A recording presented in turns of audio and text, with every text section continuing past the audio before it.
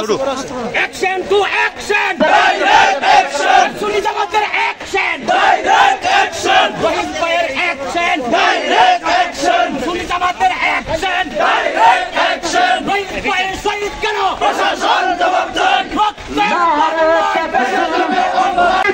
প্রশাসন জবাব চাই, আমার ভাই শহীদ কেন প্রশাসন জবাব চাই, action to action, direct action, ছাত্র সেনার অ্যাকশন, ডাইরেক্ট অ্যাকশন, আহলে সুন্নাতের অ্যাকশন, ডাইরেক্ট অ্যাকশন, নারায়ে তাকবীর, আল্লাহু আকবার, নারায়ে রিসালাত, ইয়া রাসূলুল্লাহ, শহীদ ভাই শহীদ কেন প্রশাসন জবাব চাই, শহীদ ভাই শহীদ কেন প্রশাসন জবাব চাই, শহীদ ভাইয়ের শহীদ কেন প্রশাসন জবাব চাই, action to action, direct action, ছাত্র সেনার অ্যাকশন, ডাইরেক্ট অ্যাকশন, যুব সেনার অ্যাকশন, ডাইরেক্ট অ্যাকশন, আহলে সুন্নাত ওয়াল জামাতের অ্যাকশন, মনোযোগ দেন সবাই, আল্লাহুম্মা আমিন।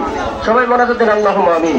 গাজীপুরের ইমাম রইসুদ্দিন হত্যাকাণ্ডের প্রতিবাদে আখাউড়া আহলে সুন্নাত ওয়াল জামাত ও সকল দরবার শরীফের সম্মিলিত উদ্যোগে আজকের এই মানববন্ধন ও প্রতিবাদ সভার সম্মানিত উপস্থিত ধর্মপ্রাণ মুসলমান ভাইরা, সম্মানিত দ্বীনী ভাইরা, আপনারা সকলেই অবগত আছেন বিগত 5ই আগস্টের পর থেকে বাংলাদেশে বিভিন্ন জেলা উপজেলায় মব সৃষ্টি করে বিভিন্ন মাজার খানকা শরীফের উপর হামলা করা হচ্ছে, তরিকতের ভাইদের উপর হামলা করা হচ্ছে, মিথ্যে আওয়ামী লীগের দালাল টেক লাগিয়ে বিভিন্ন ভাবে পায়তারা করে একটি কুচক্রী মহল ধর্মের লেবাসের আড়ালে এইভাবে অত্যাচার অবিচার অগ্নিসংযোগ লুটপাট করে আসছে।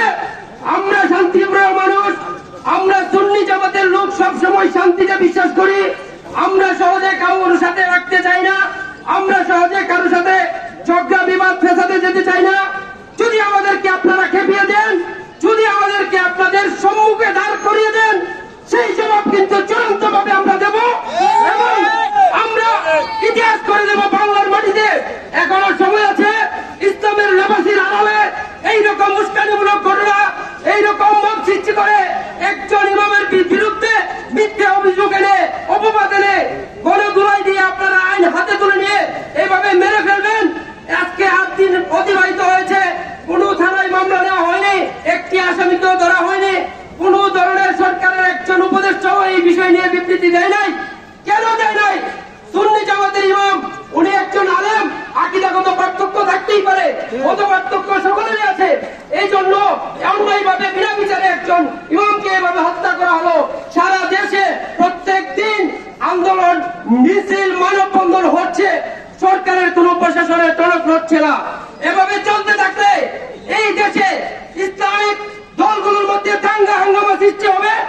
আমি সরকারের সম্মানিত স্বরাষ্ট্র উপদেষ্টা মন্ডলী সহ বর্তমান ধর্ম মন্ত্রণালয়ের উপদেষ্টার কাছে বিনীতভাবে অনুরোধ করব, এই ধরনের মব সৃষ্টি করে বিনা বিচারে যতগুলো হত্যাকাণ্ড হয়েছে অতীতে এবং ভবিষ্যতে যাতে এগুলো না হয়, অতীতে যতগুলো হত্যাকাণ্ড বিনা বিচারে মাজার খানকা ভাঙচুর হয়েছে সেগুলোর বিরুদ্ধে আইনি পদক্ষেপ ব্যবস্থা গ্রহণ করুন, দোষীদের দ্রুত শাস্তির আওতায় আনুন। পরিশেষে আমি আপনাদেরকে আবারও ধন্যবাদ ও কৃতজ্ঞতা জানাচ্ছি। ভবিষ্যতে এরকম ডাক আসলে অবশ্যই সবাই দলমত নির্বিশেষে যে কোনো দরবার, যার যার দরবার আলাদা, আমাদের সবার একটাই পথ, আল্লাহ রাসূল আল্লাহ। আপনারা সবাই এভাবে ডাক দিলে চলে আসবেন ইনশাআল্লাহ।